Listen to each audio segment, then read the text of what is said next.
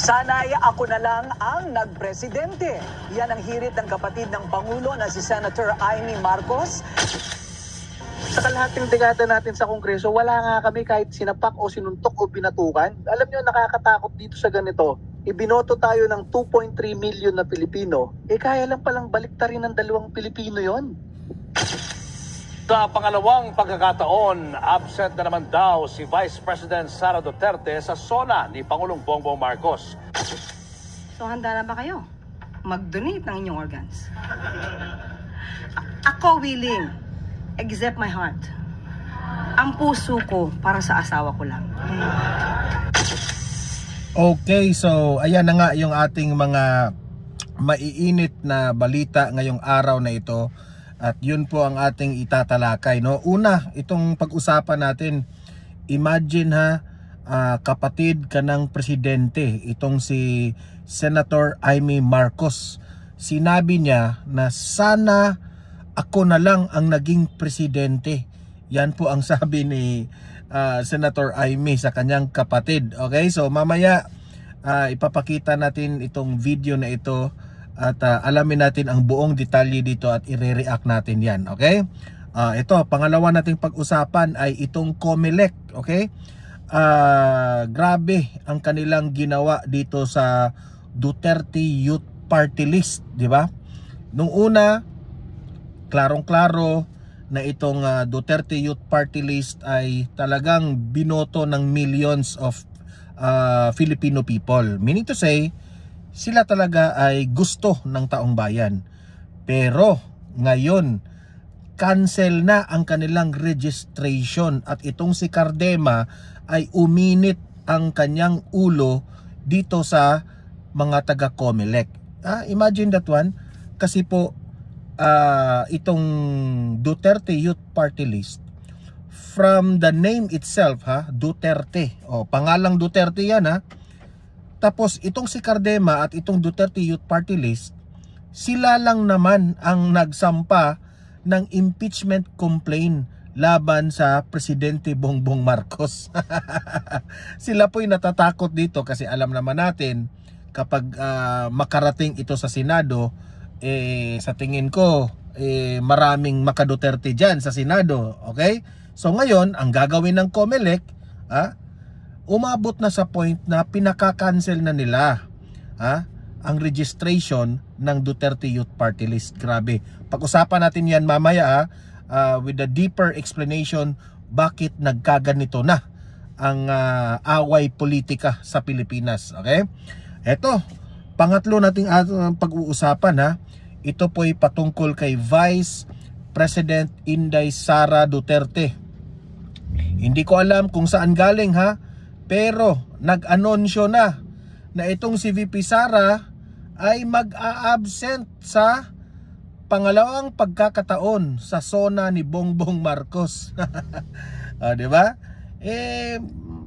Kung puro naman yan papapel lang yan yung mga pupunta doon sa SONA ni Bongbong Marcos, lahat ng yun sip-sip at ano lang yun, pagpakitang tao lang yung iba dyan buti na lang si VP Sara ayaw makipagplastikan, hindi siya pupunta. Okay? Mamaya sa buong detalye niyan at i-react natin yan. At last but not the least, okay, bida na naman itong si Attorney Claire Castro bilang Presidential Communication Officer dyan sa Malacanang. Okay? Panoorin po natin ang kanyang press briefing kanina at yan po ay ating i-react ang kanyang mga banat na naman sa mga Duterte. At hindi tayo papayag dyan, talagang susuplakin natin ang mga sasabihin ni Attorney Claire Castro. Okay? Okay, pero bago ang lahat bago natin ito pag-uusapan, tulungan nyo po muna ako na i-like at saka i-share itong video na ito para guys kakalat ito sa taong bayan. Okay? Sabay-sabay muna tayong mag-like and share sa video na ito. 1, 2, 3, go! Okay? I-check nyo, naka-like and share na ba? And sa mga bago pa lang dito sa aking channel, mag-subscribe na po kayo. Kasi importante yan para lagi kayong updated sa ating mga balita and at the same time, ang inyong mga cellphones ay ma-notify kung meron tayong bagong uploads, meron tayong breaking news, at higit sa lahat kung nagla-live ang Donmar TV, malalaman nyo kaagad. Okay? Kaya mahalaga po na mag-subscribe tayo sa Donmar TV. Ready? Sabay-sabay. 1, 2, 3, go! Ayan, nakasubscribe na ba lahat ang mga nanonood? Okay, unahin muna natin itong kay Senator Amy Marcos. Imagine ikaw bilang isang kapatid ng presidente, sasabihin mo na sana ako na lang ang naging presidente.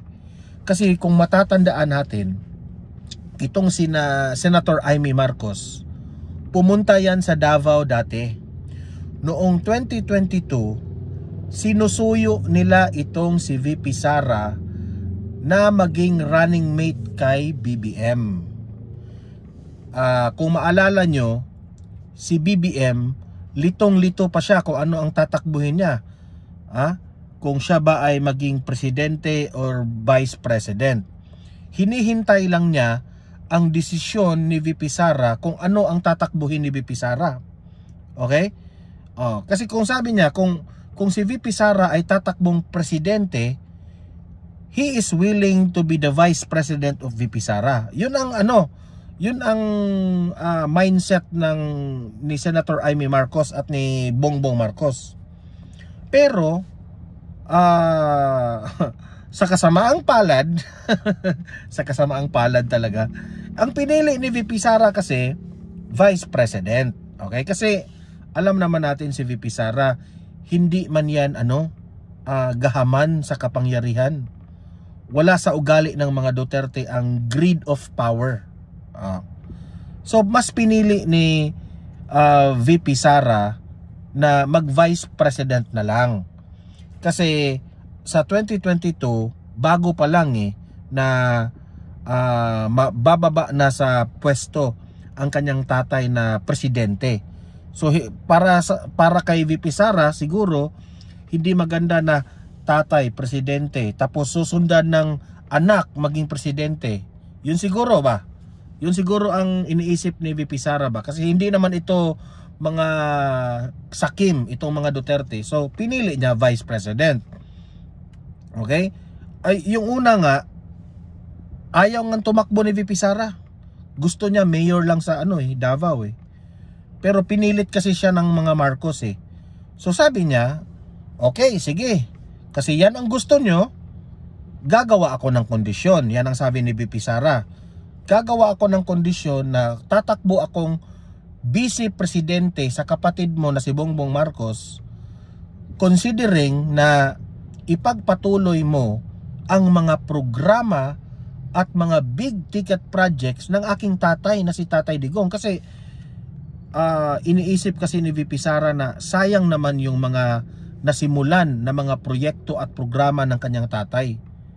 At marami rin napipressure kasi si VP Sara sa mga panawagan ng taong bayan na gusto kasi ng Pilipinas at ang taong bayan na si VP Sara ay papalit sa kanyang tatay bilang presidente.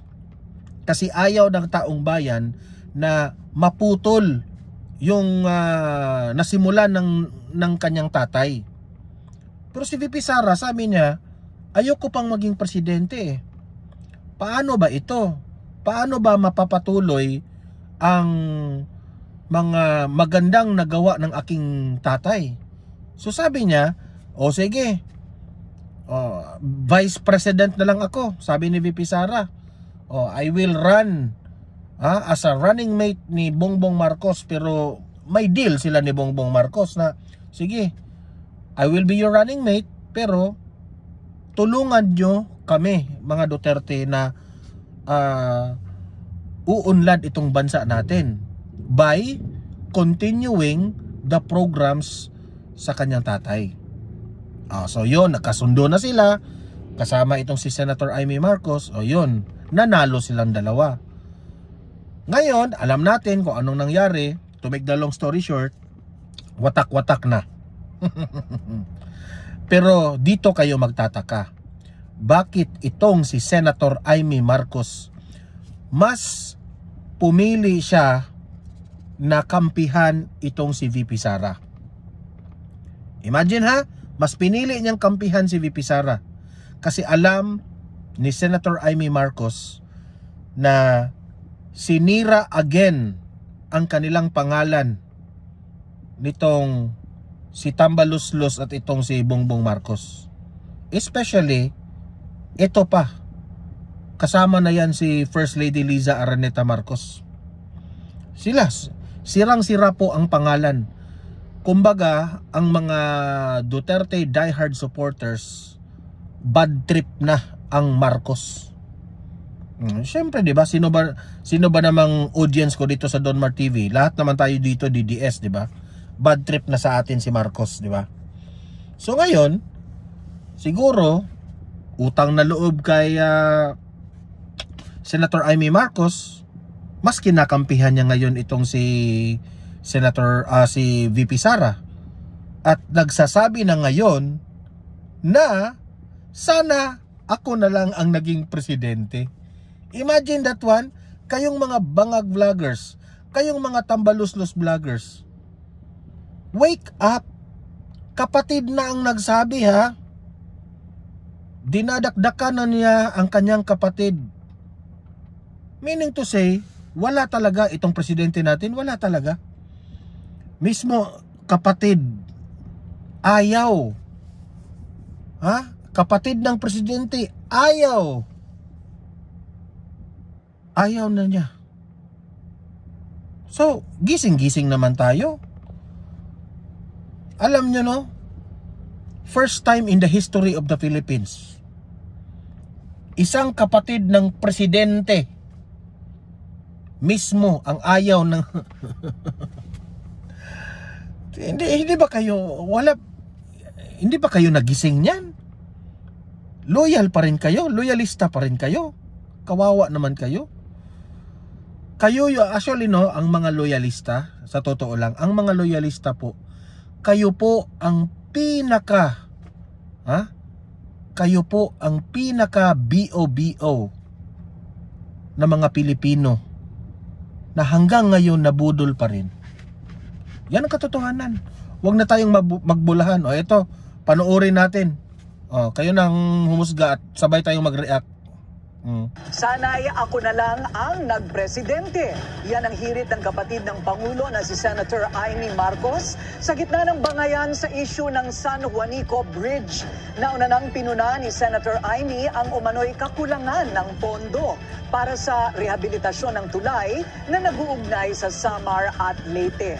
At matapos anya ang ilang... Imagine ha, itong San Juanico Bridge, when I was still yet in the elementary years ha, nung nag-aaral pa ako, proud na proud po ang mga guro sa San Juanico Bridge.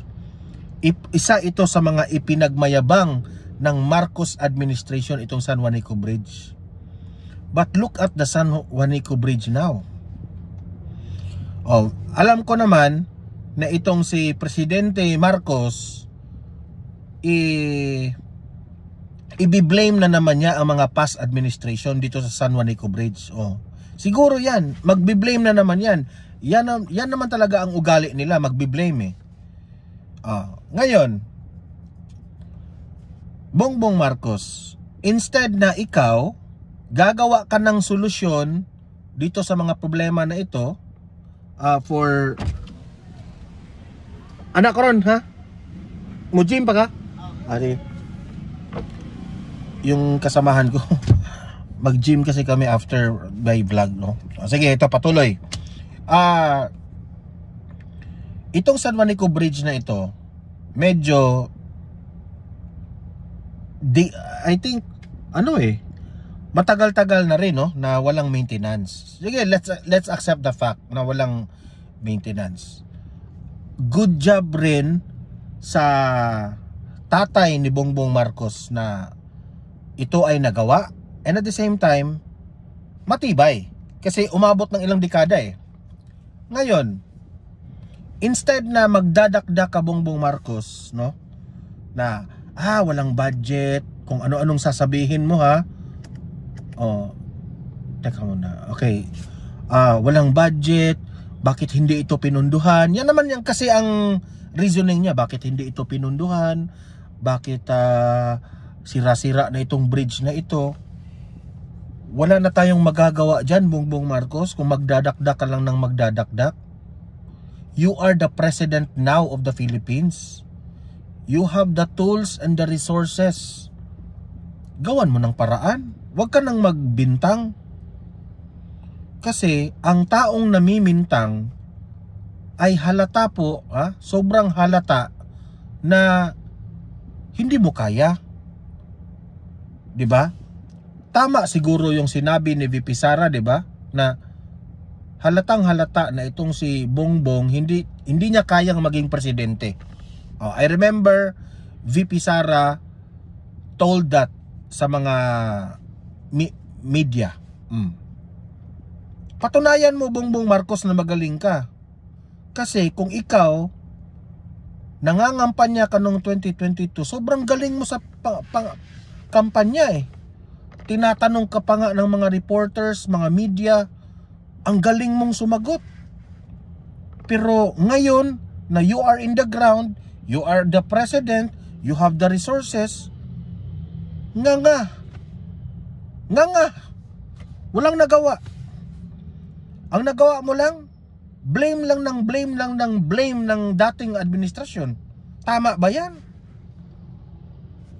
Akala ko ba magaling ka? Kasi yun naman ang ikinalandra ka mo nung panahon ng kampanya eh. Di ba? Kaya hindi maiiwasan ni Senator Amy Marcos na sasabihin niya, sana ako na lang ang maging presidente. Kasi sa isip siguro ni Senator Amy Marcos na dala-dala mo ang ating apelyido. Dala-dala mo ang Marcos brand. Tapos yan lang, wala kang nagawa, Bongbong Marcos. Bago sabihin ni Amy Marcos na sana ako na lang ang presidente, in my analysis, parang sinabi na rin ni Amy Marcos na alis ka na dyan.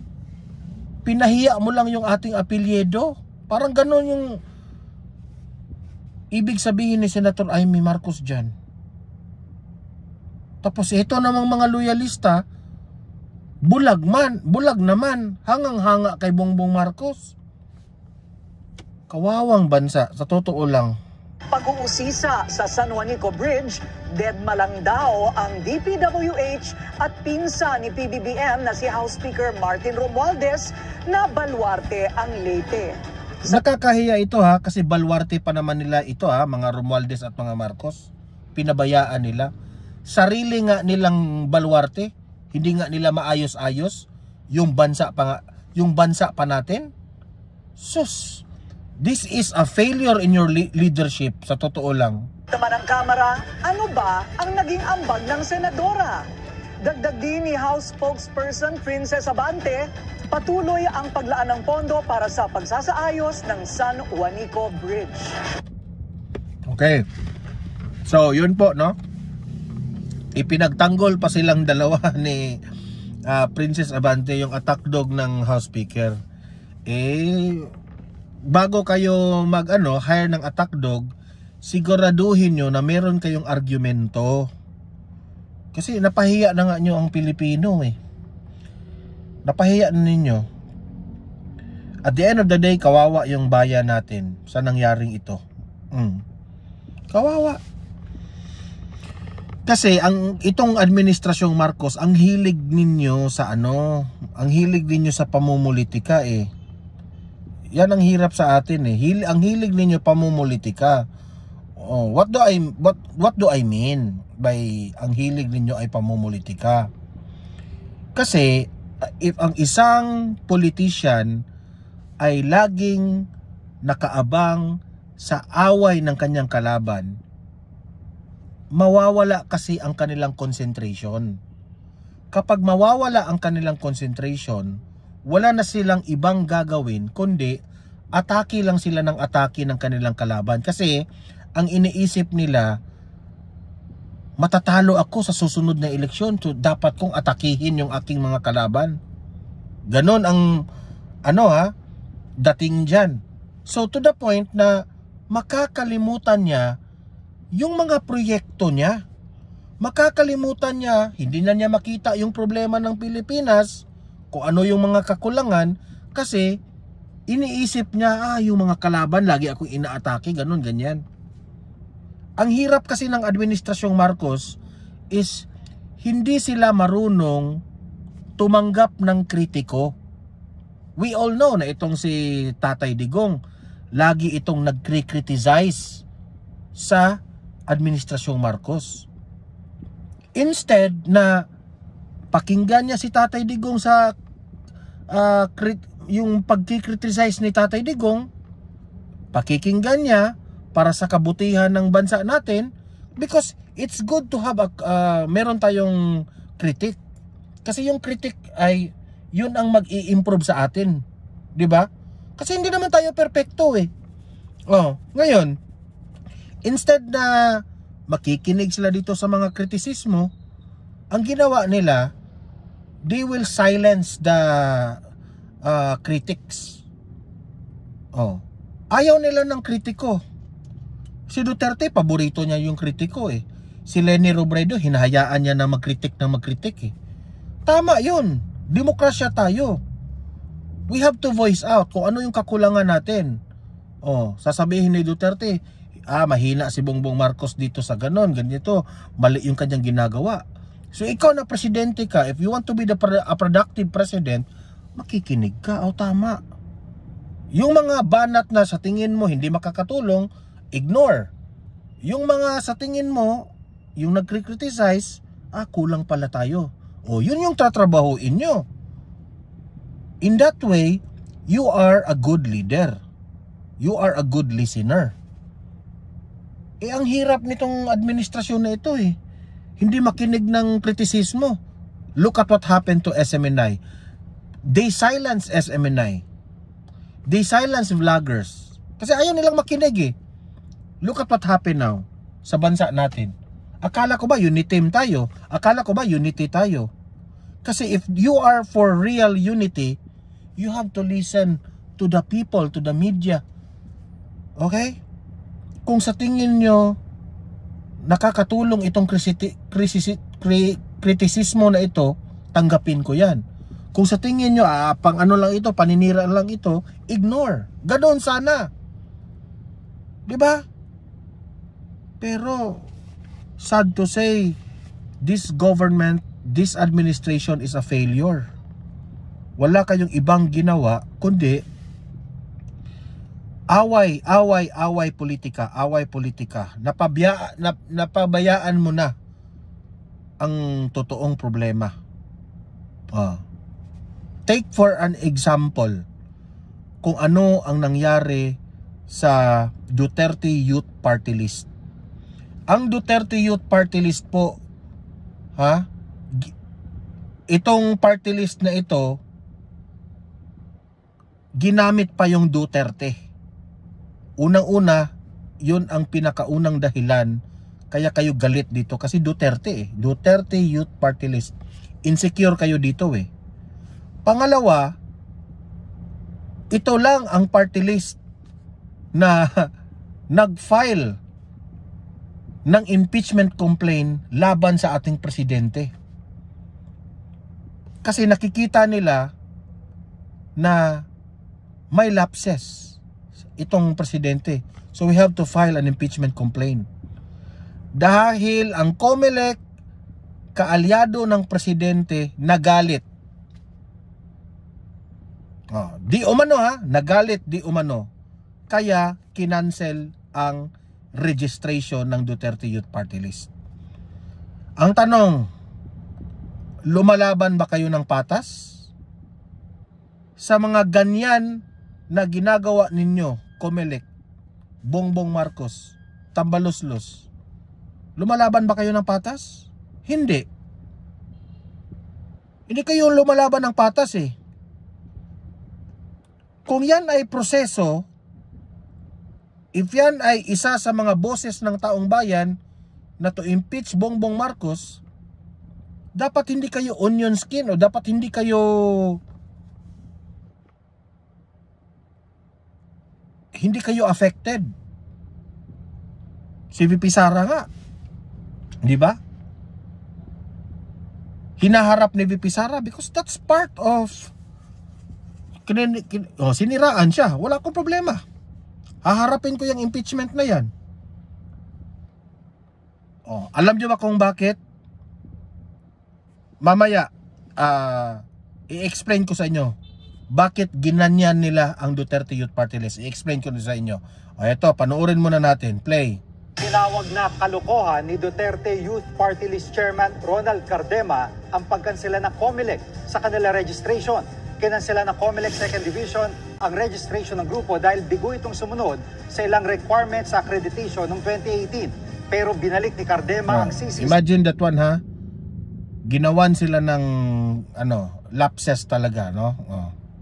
COMELEC, tinanggi rin ni Cardema ang nakasaad sa COMELEC ruling na hindi sila totoong kumakatawan sa mga kabataan at nagsusulong umano sila ng karahasan. Dito ka magtataka at dito ka magagalit sa COMELEC. Bakit hinayaan pa nila na masali itong Duterte Youth Party List sa eleksyon? Kung meron man silang mga hindi nasunod na rules and guidelines sa COMELEC, bakit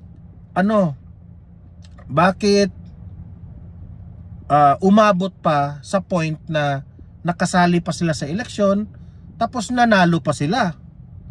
Tapos ngayon nakapasok na kung ano-anong mga violation na ang gusto nyong ipataw sa kanila, tapos ngayon i-cancel nyo na yung registration. You are so unfair.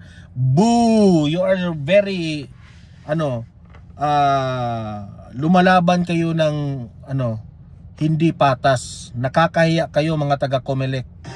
Sa kalahating dekada natin sa Kongreso, wala nga kami kahit sinapak o sinuntok o binatukan. Alam nyo, nakakatakot dito sa ganito. Ibinoto tayo ng 2.3 million na Pilipino. Imagine that one? Kaya palang baliktarin ng 2 Pilipino yon. Grabe. Yung sovereign will na yon. So, ang totoo po dyan, sila tong gumagawa ng mockery of the elections. Grabe. Imagine na, ang daming nagrereklamo ngayon sa sa totoo lang, ang daming nagrereklamo ngayon sa COMELEC. Alam nyo, no? The only reason, ito yung aking analysis, ang only reason bakit kinancel nila ang registration ng Duterte Youth Party List, because para na ring sinabi ng COMELEC na kapag merong party list na kukontra kay Bongbong Marcos, like sa ginawa dito sa Duterte Youth Party List na sinampahan nila ng impeachment complaint, this is one way of telling all the party list o sa mga kongreso, okay, na wag nyong subukan mag-file ng impeachment complaint laban dito kay Bongbong Marcos kasi magagaya kayo dito sa ginawa namin sa Duterte Youth Party List. 'Di ba? Parang tinatakot nila ang mga kongresista. Parang tinatakot nila ang mga party list na wag kayong gumaya dito sa Duterte Youth Party List. Huwag kayong gumaya. Maka-cancel ang registration nyo o gawa namin yung paraan na yan para mapatalsik kayo. That is also one way of silencing their enemies. Diba? Nakakahiya. Yun, analysis ko yun, ha. Hindi ko ibig sabihin na talagang ginawa ito bla bla bla. Pero halata naman sa tingin ko, ha, halata. Pero ayaw yung aaminin nila. Yun lang ang analysis ko na posibleng dahilan. Okay? Correct me if I'm wrong with my analysis, but that's my analysis. Demokrasya tayo. Kawawa itong Duterte Youth Party List. At ang nakakasakit dito, binoto kayo ng 2.6 million. Tapos dahil lang sa 2 tao, nasaan ang demokrasya niyan? 'Di ba? Na sobrang nakakahiya ang COMELEC. sobrang nakakahiya po ang administrasyong ito sa totoo lang. Kaya no wonder si Vice President Inday Sara Duterte, grabe, ang sarap ng segue ha. Ang sarap ng transition ha. Kaya pala na si VP Sara ayaw na talagang pumunta sa mga zona ni Bongbong Marcos. Last year hindi siya pumunta. Ngayon naman, merong nagsabi na hindi na pupunta si VP Sara sa zona. Alam naman natin, lahat doon plastikan eh. Ayaw ni VP Sara makipagplastikan. Heto, panoorin natin itong balita nito patungkol sa sinabi dyan sa zona. Sa pangalawang pagkakataon, absent na naman daw si Vice President Sara Duterte sa zona ni Pangulong Bongbong Marcos. Yan at iba pang balita sa Frontline Report ni Mon Valdez. Walang Vice President Sara Duterte na sisipot sa July 28 State of the Nation Address o SONA ni Pangulong Bongbong Marcos. Pangalawang beses nang hindi dadalo ng bise. Kinumpirma yan ni House Secretary General Reginald Velasco. Sumulat na raw sa kanyang Office of the Vice President noong nakaraang SONA. Ang sabi ni VP Sara, kaya pala nalaman ito kasi sumulat na. Inunahan na pala ng Office of the Vice President. Siya raw ang designated survivor kaya no-show siya. Ngayon, wala siyang binigay ano na bang rason. ano bang ibig sabihin ng designated survivor? Which is tama nga naman itong si VP Sara, di ba? Ang ibig sabihin ng designated survivor, pupunta yan sila sa House of Representatives, ang ating Pangulo.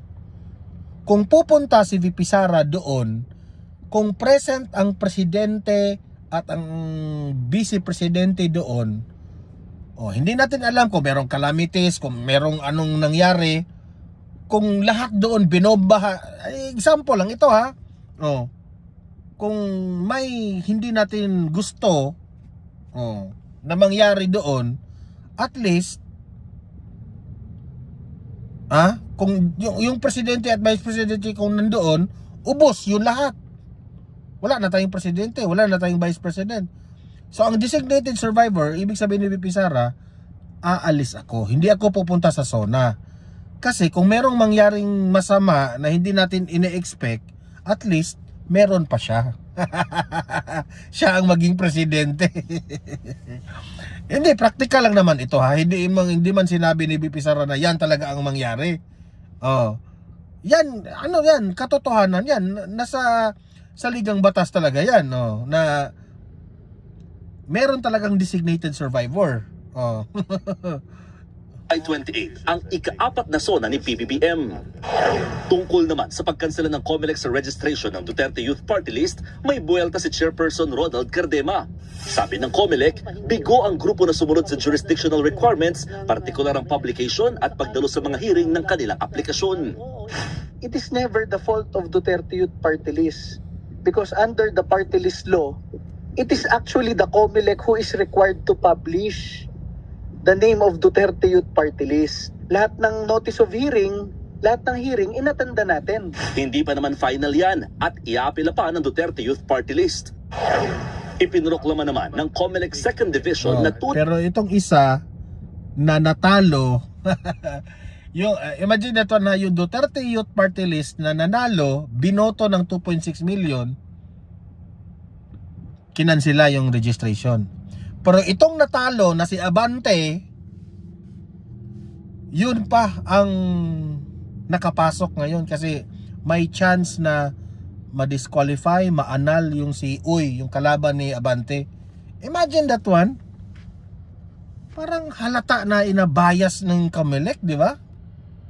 na panalo bilang Manila 6th District Representative si Congressman Benny Abante. Ito'y matapos ikansela ng COMELEC Division ang kandidatura ng kalaban niyang si Joey Chua Uy dahil sa issue ng citizenship. Sabi ni Uy sa News 5, natural-born Filipino siya at iaapela niya ang desisyon. Hanggat hindi pa raw yan final, siya pa rin ang uupong kongresista. Sabi naman ni Abante, very clear. Let us pray lang na makabalik itong si Uy, no? Na wag na itong si Abante eh. Galit ng taong bayan sa iyo eh. Naman nakalagay sa konstitusyon eh. At dapat natural born yan eh. And I think we should follow the law, no? Nagbabalita mula sa Frontline. So, ano lang yan. Sa tingin ko, ayaw lang talagang makipagplastikan ni VP Sara doon sa sa SONA ni Bongbong Marcos. At sana naman kung si Bongbong Marcos ay may hiya pa, sana naman Bongbong Marcos, ito ay imposible naman sana naman Bongbong Marcos, sitahin mo rin yung COMELEC, di ba? Kung ikaw ay tunay, sa bagay, kakampi mo, dati mong lawyer, wala na tayong magagawa dyan, bias talaga yan. O heto, hintayin natin kung ano na naman ang banat ni Atty. Claire sa mga Duterte at aabangan natin, susuplakin natin. Ito, pakinggan natin si Atty. Claire Castro, sabay tayong manood sa kanyang press briefing. Play! So handa na ba kayo mag-donate ng inyong organs? Ako willing, except my heart. Ang puso ko para sa asawa ko lang.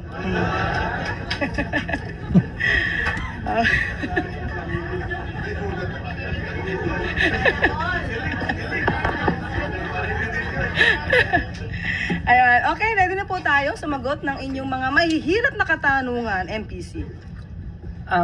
First question, special request, Chloe Hufana, Business World. Hello, Yusek. As the Israel-Iran entered its 7th day of airstrikes, do we see any effect of their prolonged conflict in terms of OFW remittances and deployment? Nakausap po natin si Yusek Alu ng DOF at sinasabi po niya sa ngayon po ay wala pa pong impact na ganon sa OFW remittances. Sabi po niya, and I quote, "The impact on remittances remains limited for now. Given the remittances from Israel and Iran amounted to $106.4 million in 2024, 0.03% of total remittances. However, an escalation that could include the rest of the Middle East will have a substantial effect on overall remittances."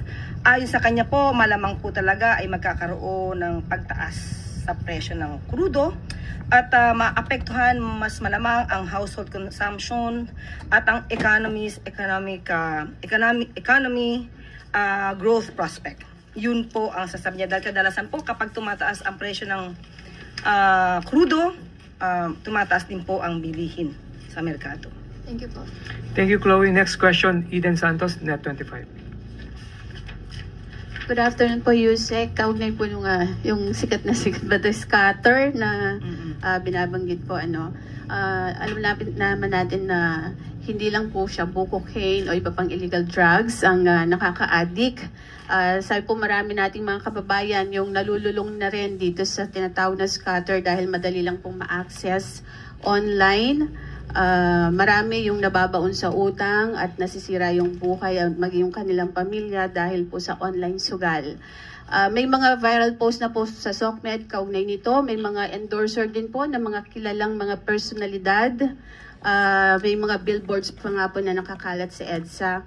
Ito po ba ay yung negatibong epekto ng online na sugal ay nakarating na sa Pangulong Marcos at ano po yung maaaring gawin ng ating gobyerno tungkol dito para po maiwasan yung mas malala pang negatibong epekto nito? Opo, nakakalungkot po dahil marami sa mga kababayan natin ang nagugumon sa sugal. Kung gagamitin lamang nila ang kanilang utak, ang kanilang pagdiskarte, hindi na sana sila po problemahin ng gobyerno. But dahil hindi nila makontrol ang sarili nila sa pagkagumon sa sugal, ay kailangan pa silang intindihin. But anyway, ang pamahalaan naman ay para sa kababayan natin. Alam niyo ba kung anong comment ko dyan? Itong sugal na ito lumalala. Napapansin nyo na sa mga application ng ating mga cellphones, nag-a-appear yung mga advertisement ng scatter, mga iba't ibang laro ng mga sugal, di ba? Pero ang nakakainis dito sa gobyernong ito, sa administrasyong Marcos, ipinagbabawal nila ang Pogo. Ang Pogo, ang players ng Pogo, hindi po mga Pilipino. outside the Philippines po. Kaya nga offshore di ba? Philippine offshore gaming, di ba? Meaning to say, dito sa Pilipinas nag-ooperate, pero ang mga sugarol, yung mga nagsusugal outside the Philippines, mga dayuhan. Ipinagbabawal nila yung pogo. 'Di ba? Pero hindi nila ipinagbabawal itong mga scatter online gaming, online na mga sugal. Na ang natatamaan dito, ang mga naglalaro, mga Pilipino, kapwa Pilipino. Nasaan ang logic dyan? Diba? Failure. Kaya nga, dati, sa panahon ni former President Duterte, inalaw niya ang pogo. Sa ngalan na yung mga players are outside from the Philippines. Pero here comes ngayon, ang administrasyong ito, tinanggal ang pogo, kasi, let's be real, magre-real talk tayo. Ang laki ng tax ng pogo. Pero bakit tinanggal nila ngayon itong pogo? Tapos pinabayaan itong mga sugal sa Pilipinas na ang nabibiktima rito, nalulong sa sugal, mga kapwa natin Pilipino. Yan ang nakakasakit. Itong administrasyon na ito walang pakialam sa atin. Walang pakialam sa mga kamag-anak at mga kaibigan natin na nalulung na dito sa sugal. Pero here comes the pogo, dito lang inoperate sa Pilipinas, dayuhan ang yung mga tinanggal. Diba ang boba? Sobrang bobo ang itong gobyernong ito Diba? Napaghalataan nyo ba? Grabe naman. Grabe talaga. Sabi ko, wala talagang pakialam itong gobyerno sa atin. Sa totoo lang. Kausap po natin si Attorney Jeremy Luglug, ang AVP ng Electronic Gaming Licensing Department. Particular dito sa larong scatter. Ayon po sa kanya, ang scatter po ay isang game na ino-offer ng mga licensed gaming website. So kapag ka po ito ay in-offer naman ng isang licensed gaming website, nakokontrol po ito, namomonitor po ito, at kung ang pamilya man ay nagkakaproblema sa kanilang kamag-anak dahil nagugumon sa sugal, maaari po sila agad pumunta sa PAGCOR para po maban ang tao na ito sa paglalaro. Yun lang? Ang problema po ngayon ng gobyerno ay marami pong illegal na gaming website. At hindi naman yung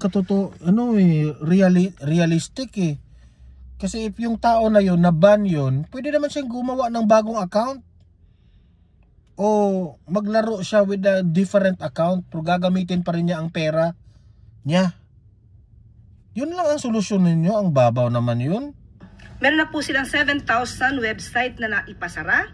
Ito ay pinapaalam po sa DICT para po maipasara. Yun lamang po, kapag ka po naipasara, mag-iiba na naman ng website. Ay, nako. So, pero hindi po titigil ang PAGCOR at ang DICT sa pagtanggal ng mga ganitong klaseng website. Kaya lamang po ay magiging paulit-ulit dahil paulit-ulit silang nagbabago ng kanilang website. So, tandaan po natin, hindi rin po tutulugan ng gobyerno ang ganitong klaseng mga problema. At sabi nga po natin, patuloy po sila nagtatrabaho para po ito ay masawata. At sa tulong po rin ninyo, doon sa mga nag-e-endorso, kung ito naman po ay hindi lisensyado, huwag nyo na pong patulan ang ganitong klaseng mga pwedeng pagkakitaan.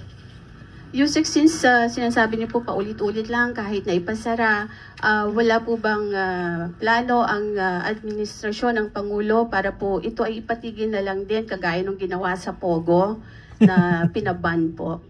Hindi po kasi siya ay maiko-compare sa Pogo. Sabi nga po natin, ito po ay nanggagaling sa illegal website.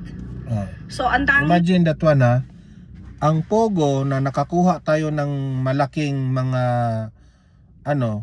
tax, no? Hindi ibig sabihin na pabor ako sa Pogo Pero saan ba ang ating pagmamahal? Kung talagang mahal nyo ang taong bayan, iban nyo itong mga illegal na mga sugal na ito. Iban nyo itong mga sugal. Kahit nga, kahit nga legal ito, pag-isipan nyo, Administrasyong Marcos. Kasi marami na po ang mga kwento na yung iba, dinaan na sa krimen. Kasi lulong yan eh. Hindi yan kagaya ng droga. Yung addict sa droga, aabot yan sa point na hindi na sila makapagdroga kasi yung kanilang katawan na-give up na. Magurgur na sila. Pero itong sugal na ito, wala eh. Buhay sila, alive sila eh. So kung maubos ang kanilang pera, hindi pa rin yan hihinto. Gagawa at gagawa yan ng paraan para makapagsugal sila. So ang pinakadelikado niyan, kapag makaisip na ng masama, na hahantong na gumawa ng krimen para lang makapaglaro ng sugal na ito. Yan ang kinatatakot. Yan ang hindi iniisip ng Administrasyong Marcos eh. Mga bobo talaga eh. Yung panahon ni Tatay Digong, marunong silang mag-isip ng mga ganito. Malalim ang kanilang utak. Pero ewan ko lang, itong administrasyon ngayon, wala talaga. Nakakahiya. Ang po natin gagawin ay laging patanggal, ipasara through the DICT itong mga illegal website na to. So yun po yung nagiging problema dito. Pero hindi nga po ito titigilan. Kahit paulit-ulit silang pumapasok yung website nila at na-access ng mga kababayan natin, paulit-ulit din po silang tatanggalin. Pero ang pakiusap po sa ating mga kababayan at sa mga pamilya, kung ang inyong mga kamag-anak naman po ay hindi nyo yan mapakiusapan. Sino ba namang yung sugarol na makikinig sa inyo? Gobyerno kayo. Gugumo na sa sugal, ipag-alam lamang po ninyo sa PAGCOR at mabilis po itong aaksyonan.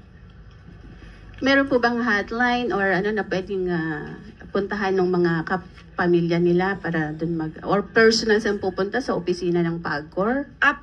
Meron po sa website po ng PAGCOR kung paano po ito ma-access dahil mabilis daw po kapag ka po inyong inireklamo ang inyong kamag-anak na nagugumon sa sugal, madali po nilang mapapatanggal at mababan ang kamag-anak sa anumang platforms. Maraming salamat, Eden. Next question, Pia Gutierrez, ABS-CBN. Hi ma'am, hingi lang po kami ng detalye sa upcoming trip ni Pangulong Marcos sa Japan. Okay, kaalis lang po ng Pangulo patungong Japan? Opo. Ngayong araw. Sa pagkakaalam ko po, siguro habang nag-start po tayo dito ay papalipad na po ang aeroplano papuntang Japan. More or less. So, ang magiging caretaker po ay si ES Lucas Bersamin, Secretary Conrado Estrella at si Secretary Sani Angara. Ang pagpunta po ng Pangulo doon ay para po pasinayaan, puntahan at ipagmalaki ang pavilion ng Pilipinas sa nasabing World Expo sa Osaka 2025. Dahil ito po ay nagtatampok po ito ng mga, of course, yung mga mayayaman nating kultura at ang magaganda nating landscapes. At ito po ay isa sa parte para po mas lalong mapalawig natin ang turismo sa bansa. Maliban po dito ay magkakaroon po ng business meetings ang ating Pangulo at magkakaroon din po ng ang oras po ay i-forward natin sa mga issues Tingnan lang natin kung meron pa mga issues na dapat natin i-reactionan. Dalaan niya para sa mga ng trip ng Pangulo. No, wala po. I mean, we weren't told about it until today that you said na nakaalis na po. Which is unusual because usually when ito the yung president goes on a foreign trip, usaping pupuntang Japan si PBBM. So punta tayo sa next topic na yan paigtingin ang karapatang pantao at para maaksyonan at pigilan ang enforced disappearances and extrajudicial killings na nagaganap nung nakaraang administrasyon. So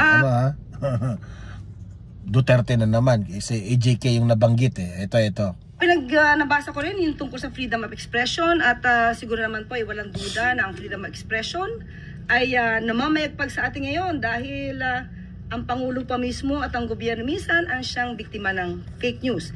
Pero ang sinabi po at ang suggestion po ng UN rapporteur, ito po ay magandang suggestion at pag-aaralan po kung talaga pong dapat pa rin sumapit, right? Maging mag-join sa ICC at i-ratify yung ibang international human rights law.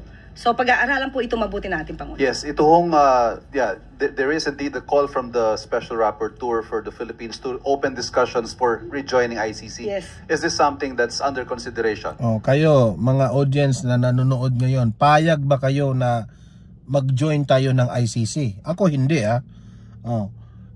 wala nang gustong maging miyembro dyan sa ICC na yan eh. Pero si Bongbong Marcos, ginamit pa niya ito na ipa-aresto si Tatay Digong. Nakakahiya talaga.